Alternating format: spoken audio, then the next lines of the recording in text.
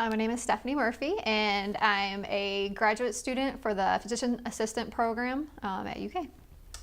And how old are you? I'm 28.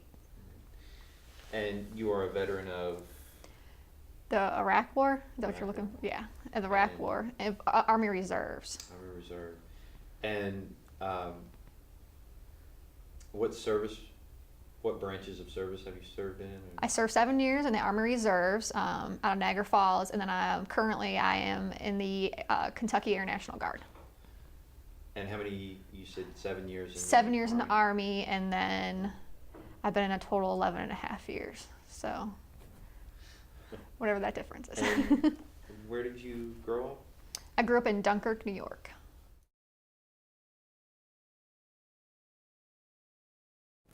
When you went to go enlist at 17, what was your mindset leading up to that? Actually, what's funny is I didn't want to be in the military before that. Let's see, it's when I was 16, I think when I was 16. I went to an alternative school, it's like a tech school, because I didn't really care for my high school too much. So like half a day I went to a tech school where I took a nursing program there, and they forced me to take the ASVAB, which is the military test. And I was not happy about it. I'm not going in the military, I don't know, why they're making me take this stupid test. So I kind of didn't do well on the ASVAB because I didn't try. I only tried on the portions that I thought were interesting, and anything else I just kind of blew off. So then what happened was, that was at 16, and then what happened was, or maybe 15, maybe like 15, 16, my brother actually went in shortly before my 17th birthday. And he went to active duty Army, and his recruiters, of course, trying to get more people in, were like, oh, you have any sisters, brothers, whatever. Of course, so they looked up my ASVAB scores, and apparently for Army, my ASVAB scores were good. Now for Air Force, they're not good, but for Army, apparently they were good. So they were like, oh, you gotta get your sister in here. So even though I wasn't technically supposed to be, because I was supposed to interview till you're 17, but they did call me in at 16. I don't think they knew at the time I was 16, but they called me and they were talking to me, and this is active duty people. And I was like, and I don't know why I changed all of a sudden, but like they were talking to me, and I was like, well, I'm not joining active duty, not doing it, So they were like, okay, talk to our reserve recruiter. So I did. I went and talked to the reserve recruiter, and he talked to me for a little bit, and then he asked me how old I was. And he was like, oh, well, we're not supposed to be talking to you till you turn 17. He's like, but this is what we'll do. When you turn 17, if you still want, and this is only like a few months away. He's like, when you turn 17, if you're still interested, he's like, give me a call. So I did. I called them. I don't know if it was like the day of my birthday, but it had to be really quick because I was going through MEPS for my physical, let's see, 9, 10, 11, 12, so 3 days after my birthday. So. What were your peers doing? What were the other girls that were 15, 16 doing at the time? They were actually, doing their college stuff, getting, writing letters for scholarships and figuring out what college they wanted to go to. And I think all I knew, I wanted to go to college for sure. Like that wasn't my focus at that point. Like I wasn't even worried about what college I was going to. That wasn't anything that ever was concerning me. I think I just figured it out later. But that's what they were worried about, was college and, filling out stuff like that. So. How come your focus was different? I really couldn't tell you. I think I've always been different than my peers.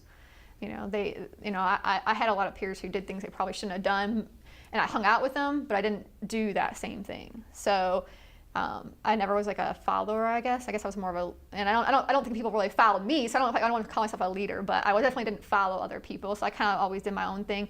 I think also a factor was, once again, money, because my friends, not that they were rich, but their parents could afford to pay a little bit, whereas my family, I knew if I was going to college, they would totally support me. They actually wanted me to go to college. They were pushing me to go to college, but they didn't have any money to get me to go to college.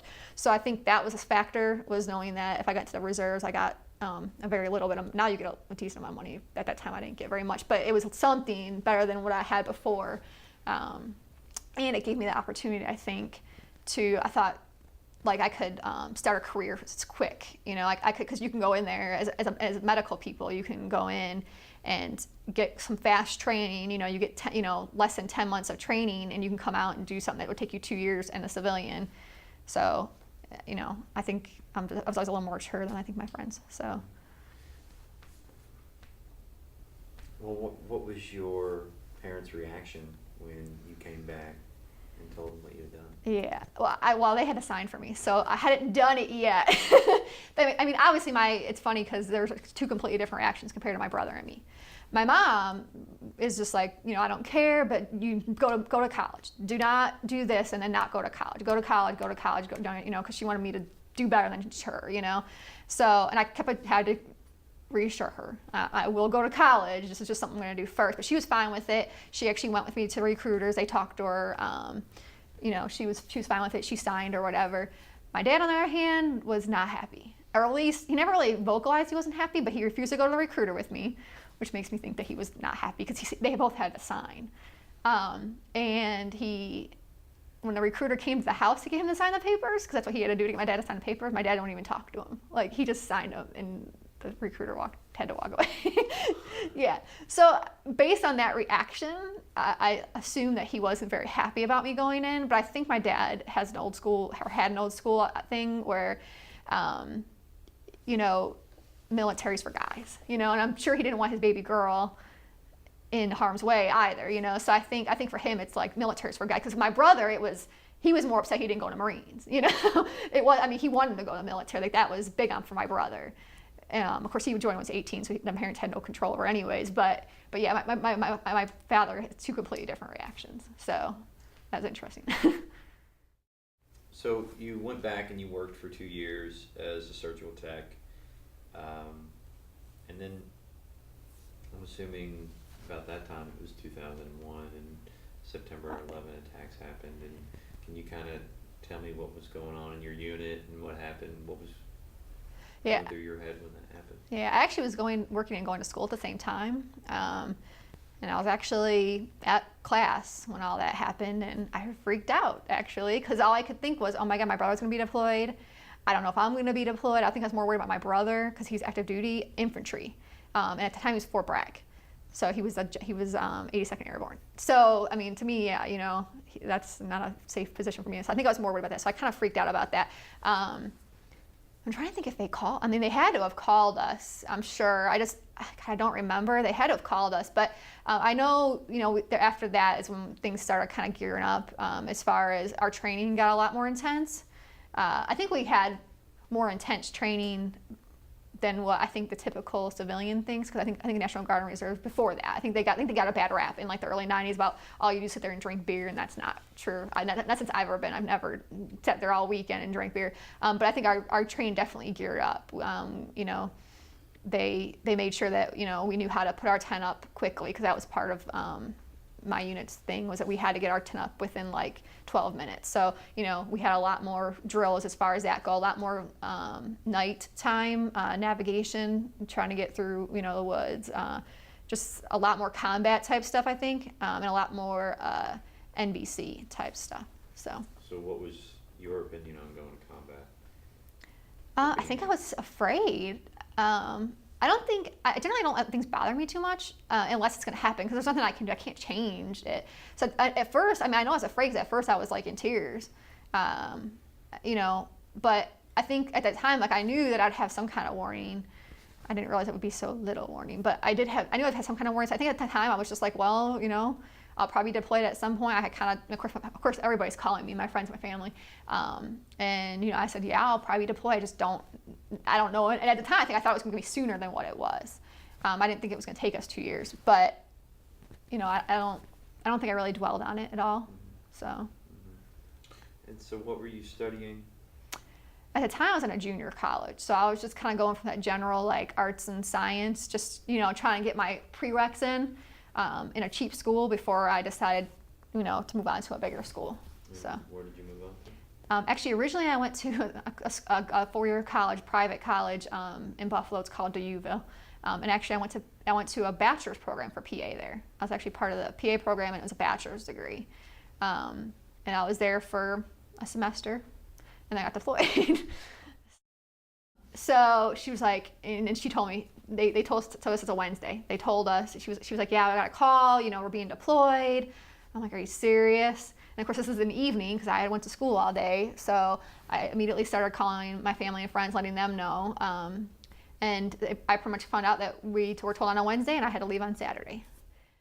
Our mission in general is to provide immediate life-saving surgeries to, frontline people. So essentially we're attached to like an infantry division, a frontline group, and we actually, it depends on if they're moving or not, but if they're moving, we're going right with them, like right behind them, so that we can drop our stuff, which is why we got to put a tent up in 12 minutes. We drop our stuff, throw a tent up, throw our field, our field like operating room table and stuff together, and try to like stop any bleeding. Just basic. We don't do anything serious. We just stop bleeding.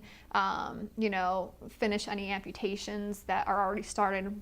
Just basic life-saving stuff, so that you can get back to a combat support hospital, and they can fix you, make you look pretty. But we just do life-saving stuff. Well, we got mortared like all the time. Like pretty much, I was reading my journal today, looking at it. Pretty much the whole month of July and the whole month of August, we got mortared. Like I think I counted 11 days that we went once without getting mortared. But pretty much after that, we got, like our base got mortared all the time. Now with that said, we kind of had a lot of bare areas. So at first they just happened to hit a lot of our areas that nobody was in. But as time got on, they got closer and closer. So like they actually hit our TOC once, which is the command post. They hit our TOC. We had a chow hole go up, because I went to a bare base, so we had nothing. Our chow hole went up, and that night it got hit. And our Brown and Root employees, which are like people they bring in to like run our chow hall, yeah, they quit. So we had no chow hall after that because they said it was too dangerous. So they quit. So one time, actually, it was a dud. We had a lot of duds. I was in my friend's tent, and a bunch of mortars started hitting, so you just drop to the ground. It's just what you do. And we got up once everything was calmed down, looked up, there was some shrapnel, like holes through his tent, and we got to the back, went to the back of the tent, come to find out there was a dud like 5 feet from our tent. So just lucky that it was a dud. But that happened a couple times where we had duds hit our tent. We put up a morale, welfare, and recreation tent right behind where our hospital was. Our hospital was in like in an old building, so we put the morale welfare tent right behind there. And that night, was it that night? Yeah, that night. So we think somebody on the base, one of our Iraqi people on the base, knew and was reporting stuff, because we'd put something up and then it would get hit. But yeah, so and I think I sent you a picture on that one with a big hole in the side of the tent. Yeah, that got hit that night, and we were actually having a party right in front of that. And it just happened to be that there's buildings that were kind of blocking us from where the tent was, so nobody got hurt. But if the buildings weren't blocking, people would have got hurt. We had a big party like on the other side of that building. So yeah, we had a bunch of close calls. What's the feeling like when you're being mortared? It's funny. It's what changed. I mean, at first you're just. What's funny is at first it was instinct. Like we heard the first hit, and I remember me and my friend, my roommate, we both yelled incoming, because that's what you're taught to do. You're taught, from basic training on, that when you hear something like that hit, you yell incoming and you drop. So we both yelled incoming together and dropped. And of course everybody else I think we were in the tent at the time, because it was mostly got mortared at night. Everybody else in the tent dropped. And then we had up like a bunker underneath, like in the ground. So then once everything like got quiet, we ran into the bunker. And that's at first you're like, oh my God, I can't believe we just got mortared, and then your medical knowledge kicks in. You're like, oh, did anybody get hurt? So then, our next step is to go right to the hospital. And luckily at first nobody got hurt. We didn't have any problems with that. Like, because well, as time goes on, you get mortared every night. You tend to get used to it. So like several times I woke up on the floor, because you get mortared and it's just instinct in your head, and I would just roll onto the ground. So I would wake up and I'd be like, oh yeah, and of course there's still things hitting, so you're getting mortared, but that's just before you even wake up, your mind tells you just to roll on the ground. So I woke up on the floor several times in my sleeping bag, rolled with my sleeping bag on the ground. So yeah, so that was fun. So did you ever have to run to the aid station? Like to take care of people? Yeah, as time went on, the more they started getting more accurate. So we had, let's see, I don't think we had we had nobody on base when we got mortared actually needed surgery, because we only do the surgical part of it. But we did help the battalion aid station. We had a bunch of MPs got hit one time. And they all had like little shrapnel wounds and stuff, so nobody got seriously injured, but we had to go in there and help them like take out shrapnel out of people, and just to get them back to duty and that kind of thing. But actually right after we left though, towards the end when we left, they actually had a serious one on base where somebody actually he was killed on base from a mortar. So, but once again, we were lucky that we left right before that. So. What's the mood like when somebody's killed or hurt on base? Well, we had a lot of people, from off. Most people that most of my patients died. So, it's just how the job is. Like, we're there to save the 1% of people who aren't going to make it. So, like in Desert Storm, what they found was there was people who could have made it. They either bled out or whatever. They could have made it if they didn't have to go so far to a combat support hospital. So that's what they made us, so that they can get us. So we were closer, so they get to us quicker. We could stop any life-saving or do any life-saving stuff, and then move them out. Most people that we got were off base that were brought back on, and so we had a lot of people die. And it's just somber. Like it depends on if it's. We had kids that were brought in. We had a lot of Americans, some Iraqis. So you had anger when there was an Iraqi enemy that just shot and killed a bunch of people, but we still take care of them. So there's a lot of anger and that kind of stuff. The Iraqi families, their families would come there on base, so we'd have them outside crying. They were very emotional people. So at least the ones I met were very emotional, and they'd be on the ground screaming and crying and just very, very emotional people. So, and then as far as when it came to a soldier, you'd have their commanders checking out. You'd have there'd be like half their unit in our hospital just trying to find out, where we are in the surgery and what's going on. Of course, the commanders are always coming and checking on them and asking us, how's it going? What's the situation, that kind of thing. But it's just, I think afterwards, like everybody just kind of went their separate ways. Like once, when we lost somebody, I think everybody, we cleaned up because it's a mess and we had to clean up. But I think everybody just went their separate ways. Like people, I think, although we started out very cohesive as a cohesive unit and we were always together, I think we started to find our own groups outside of the unit, just because I think I guess you don't have to be with each other. You don't feel like you have to talk about it so that you can go to somewhere else. I don't really know why we did that, but a lot of us did that, and that's what happened. We'd all go to our own little. Our one friend that wasn't in a unit, that we'd go to that person. So, and I don't know if they talked about it or not. So I talked about it, but I don't know. I don't think everybody did. So. How did it affect you? I like to say that I didn't really. I'm the kind of person. Okay, first of all, in surgery, you have to understand there's a sheet up, so you don't have to connect with that person face to face. You can focus on the injury, and that's really what you need to do when you're over there, because if you don't focus on the injury, you're gonna drive yourself crazy. So for me, my focus when I was doing surgery was on the injury. What does the doctor need? What does he need me to do? This is what I can't do anything about this right now, but the person, I can just fix their injury. But I think. And then I didn't really want to know too much about them if they passed away, because then I think it brings more of a personal. And I know it sounds kind of bad, but it was the way I say it. It's the way I kept myself sane. I just didn't I had a nurse who he worked on everything. He has everything down about people. He knows how many kids they had. Anything he could find out. I guess that's how he dealt with it. He wanted to know. I didn't want to know because I felt like it was just. I felt like. If I knew, then it made it more personal. So now there's times you couldn't stop it from being personal, but the less I knew, like I could see somebody that I helped remove the arm. I could see him now and not have any idea who that person was. So I just really tried to avoid that part of it. So, and I think that's why I don't have problems today. So. The reason why I came here is because of the PA program for the master's degree, and I figured I'd get a better chance of getting into the master's degree if I went here for undergraduate. So I did I got my undergraduate in biology, bachelor's of science in biology. And what was that like coming back to school after you had been to Iraq, after you had been active duty for a while? Yeah, I think. I get really frustrated with people, with especially in this school, because it's a lot of younger kids, and I'm a non-traditional student. I get frustrated with disrespect when people are talking, and the professor. I get very frustrated with that. So it's really frustrating for me. I get frustrated when people are on their computers on Facebook, when people are too rude to the professors, trying to argue a test point or something like that. So I get very frustrated with younger kids, and that maybe just due to my age. But I didn't really have too many adjustment problems. So. Did you feel different than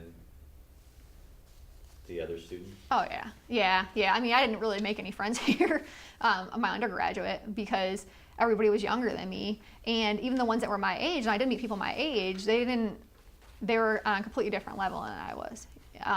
They just didn't. There was no. I don't want to say they didn't understand, because I probably didn't really tell them about my experience. I don't really like the kind of person that I may have told them I was in the military, but I probably didn't go into all details.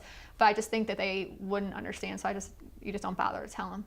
So, but they wanted to go out and party, and I like to go out and hang out and stuff, but I'm not going to go to like a frat party. I did go to one, and because I was just going to try it, and I was out. I was gone. It was not fun. So you're on a different plane. Yeah. And this was a 24-year-old girl, and I was 24 at the time, that I went to this frat party with, and I was like, and of course, I don't drink and drive either. I'm very particular about that. And I'll drive. That she kept telling me, and she started drinking, so I stopped drinking. Do you see? And that's the last time I ever went out with her, because it's just and I had fun. It was all right, but it wasn't like I had fun hanging out with my military guys. I like playing cards and that kind of stuff. So. With you being 11-year veteran, that's still currently serving in the United States military, does the military give you the same opportunities as your male counterparts? No. I'd love to say yes. I mean, I love the military, but I mean, you can't say that when you don't let us be in the infantry. You can't say that when we're barred from certain areas and the men are not barred from certain areas. So no, I don't get the same opportunities. I think it's getting more common as far as rank that women are becoming more, higher up in rank. I think it's becoming more common as we go, but there's still a double standard. I mean, and as far as sexual harassment goes, I get that every year, and that's all relative. So it happens all the time. So. Well, has career progression been an issue for you? Not because I'm a female. When I switched from, at least I don't think it's because I'm a female. When I switched from Army to Air, that messed up my rank. But I knew that going into that, so I didn't. So I took that hit initially. I do think that the Air Force they've probably been better about initiating my promotions than the Army. I was a little behind in my promotion at the Army, and it wasn't. I mean, I was an E4 doing an E5 job, so it wasn't because I didn't do my job or anything like that. It's just because they didn't initiate it. You had to be more responsible for yourself, I think, than in the Air Force. So. You talked about sexual harassment. Mm-hmm. A big black eye in the military is the sexual assault that happens. Mm-hmm. Was that ever? I never had any sexual assaults, although I do know one girl in AIT who had one. And actually, she was Army, and it was an Air Force guy. And we all went to hotel on our, you get let off for the weekend. We all went to hotel and drank a little too much and stuff like that. But she never told anybody. We told her it was hell, but I think she was just too afraid of getting in trouble because we weren't supposed to be at that hotel. But I know that happened. But I think the sexual harassment that happens more commonly, I would say, is the more like just what they talk about, like lewd jokes, and especially Army. And I will be honest, Marines aren't very good about that either. Lewd jokes and making sexual comments, and and it's hard to perceive it as sexual harassment from my perspective, because I don't feel offended by that. Unless they're like coming on to me, and a lot of them aren't coming on to you. A lot of them are it's just how guys talk, But that's the problem. People like me keep saying that, and it makes I don't say that to people normally, but if people like me who think like that, and there's too many of us who think like that, and we got to stop doing that. So. Well, what challenges did you face when coming home? What challenges did you face with, if you relived it, every night you would have the same drink, or if there was something that you carried a lot of stress with. What are some things that were really hard for you when coming home? Yeah, I think I must adjust really well. I'm not saying that wasn't perfect. I'll give you some examples, but I think I do adjust very well. Plus, I didn't have to like rush into like going back. I think some active duty people have to go right back to their job, and I didn't have to do that. I had enough money saved up that I didn't have to worry about that. I kind of just went to school and didn't have to worry about that. But I did have a couple times where I remember sleeping one time on my bed, and I was downstairs. My parents were upstairs, and they must have dropped something. I don't know, but they must have done something, and it triggered me, and I started rolling. And luckily, because I was a pretty high bed, I caught myself before I rolled off the bed. Because just whatever it was, it triggered my instinct to roll. For a mortar attack. We got mortared so much that it just became instinct. The other thing I had trouble with, which I think a lot of people are like, well, yeah, that makes sense. And I love fireworks, love them, love them, love them. That's part of me being patriotic. And July 4th, love July 4th. I couldn't be around fireworks for like a whole year because like my heart would start racing. I feel like my heart's beating on my chest. My pulse would start racing. I would get a lot of anxiety about it and stuff. I forced myself to be around it so that I didn't have to, deal with that, or so I could get back to dealing with that. But every once in a while, something like that will still. My heart beats probably a little faster than probably a normal person with that, but it's not like bad or anything like that. And then the other day, I was actually thinking about this. It's funny you brought this up. I was thinking about this the other day. I don't like to watch, I call them shoot 'em up, bang, bang movies. Like The Departed, where they shoot and kill everybody. I don't like to watch those kind of movies. And I wasn't like that before I went to Iraq. It's not that I enjoy it. I like the movie, like I like the plot. And I'm like, oh, is this a really interesting movie? But the entire time, my heart's beating. And I get that same feeling that I used to get with the fireworks, like that, just like where I feel like I'm all like tight and uptight and anxious. And so my husband watches them by himself now. I don't watch those with him because it doesn't makes me very uncomfortable. So I think that's probably about it. Nothing big. I've worked hard, I think, in general. I've worked hard with the military. I mean, I know I'm only a National Guard, I'm only a reservist, but I really have done a lot for the military. I mean, I really work very hard when I'm there, and I actually do stuff not just on the weekends, and I don't get paid for it. So I feel like just anything else, you have pride in your work, and I have pride in how hard I've worked, and I have pride in the time that I spent overseas and what I went through, and that fact that I did save people's lives. I mean, I really did save people's lives. There's 5 people out there that are still walking around today because not just me, but my entire unit, because we saved their life. So I think I'm very just proud of what I've done. So.